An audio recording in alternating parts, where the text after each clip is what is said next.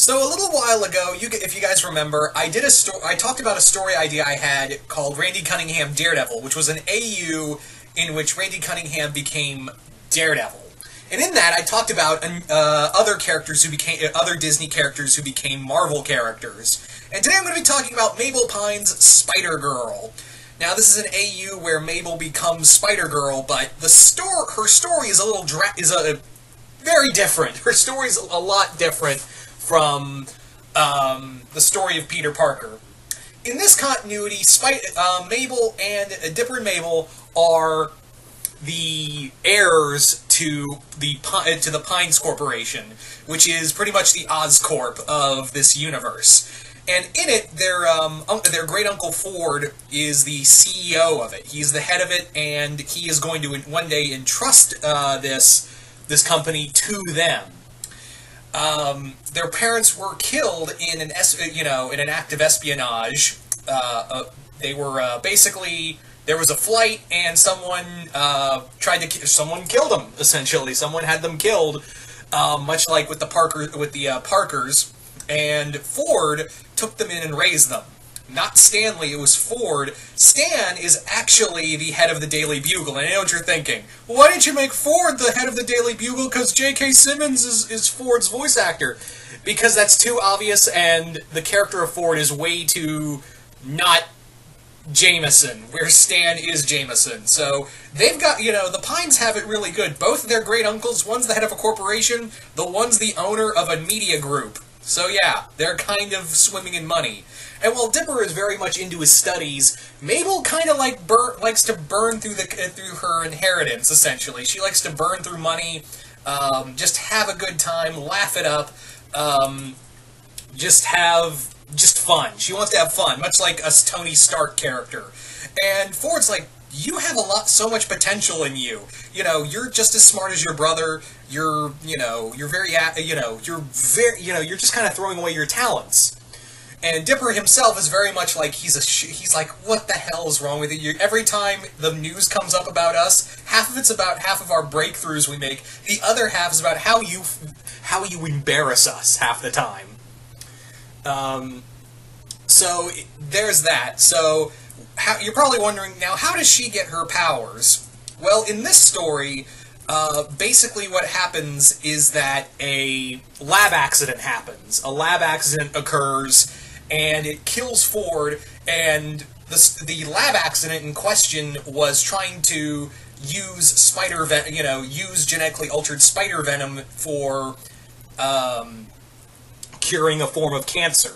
So in that, a lab accident occurs, and one of the spiders get out and bites Mabel.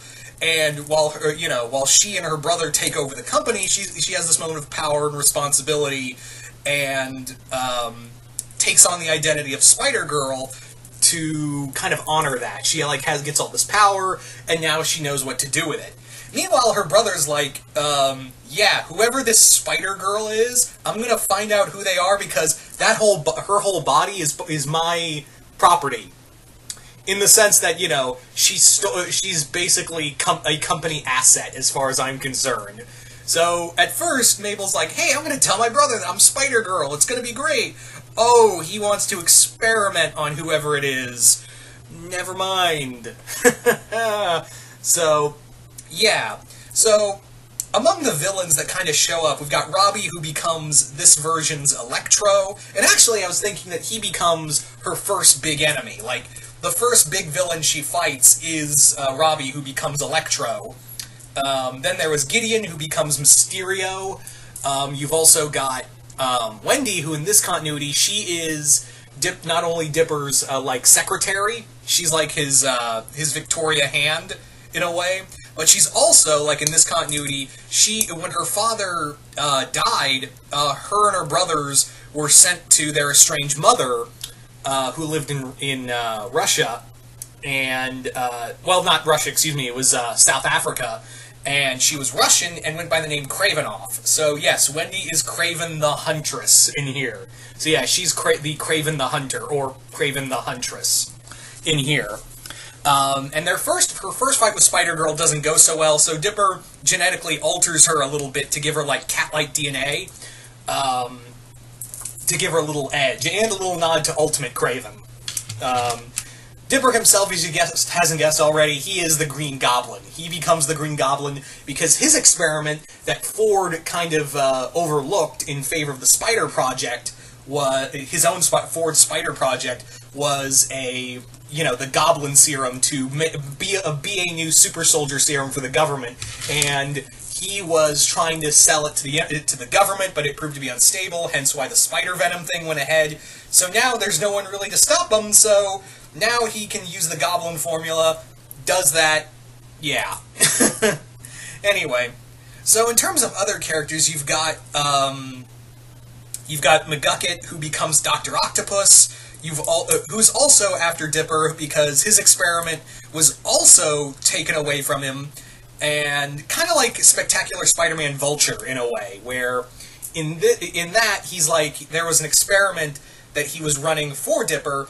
The experiment went wrong, and not only did his spine get grafted to the tentacles, but also the remains of his experiment was locked up for Dipper's own use. So yeah, that's another idea. In terms of other characters that showed up, you also had Pacifica, who, this continuity, she is Black Cat. She is still the heir to the Northwest Fortune, but she takes on the identity of Black Cat to essentially have fun. Like, she kind of lives like a caged bird, but she gets out as Black Cat and just steals for the fun of it, and has a flirtatious relationship with Spider-Girl. Yes, I ship Mabifica. What of it? So there's that. You also have other characters who are in here, like, I had the idea that Seuss... Don't worry, Seuss ain't a villain. He's not a villain. He is basically the Robbie Robinson. I almost said Robbie Reyes, sorry. The Robbie Robinson to Stan's Jameson. So, in this story, like, Mabel tries to work more with, Stan. She tries to be with Stan. She tries to hang out with Stan more, because they've been kind of estranged for a while. And she's like, hey, I'm kind of friends with Spider-Girl, but don't tell my brother because he wants to kill her. And he's like, hey, get me these pictures of Spider-Girl, and, I won't say a thing. I won't, But yeah, he's kind of on the whole bandwagon of Spider-Girl, hero or menace and all that, or stuff like that.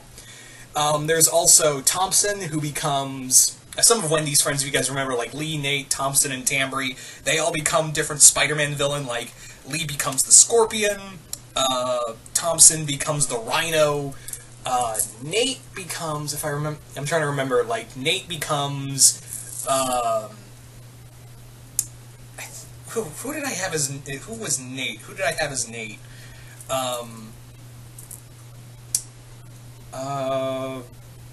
Wasn't Vulture. It was not Vulture. It was somebody else. It was, Oh yeah, Sandman. That's it. It got away from me. So yeah, he becomes Sandman. And yeah, that was kind of the idea. It's just kind of like, Mabel being Spider-Girl and just having fun and learning, the whole reason behind power and responsibility. So there you go, guys. That is pretty much my Gravity Falls Spider-Man, Spider-Girl AU. So you guys tell me in the comments below, what did you guys think of it? Did you guys like it, hate it? And what characters would you, in the Gravity Falls universe, would you have as Spider-Man villains or other characters? Just comment below, let me know. Once again, hope you all enjoyed this, and I'm out.